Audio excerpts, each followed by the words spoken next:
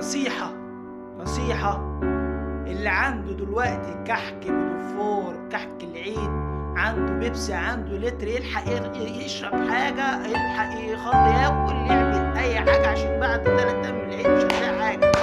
كل سنة وأنت طيب. بقى نبدأ نعيش بقى، ده السكر غلي، ده الزيت غلي، ده احنا مش عارفين ناكل، مش لاقيين ناكل، مش لاقيين نشرب، وهم وحزن. فاللي عنده حاجة دلوقتي ياكلها علشان مش عارف بعد كده مش عارف يجيب حاجة.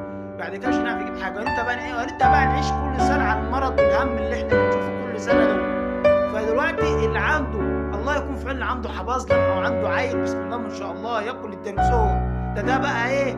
ابوه يسرق، حلال في السرقة ده، وينط مواسير ويكت مواسير، يسرق خزن، ده حلال السرقة ليه؟ ده عنده ديناصور، هيجيب له اكل منين هيجيب له اكل منين؟ ده اللي عنده عيل دلوقتي يعني بيبيع اللي وراه واللي قدام، مش حد بقى عنده ديناصور بقى ايه كده.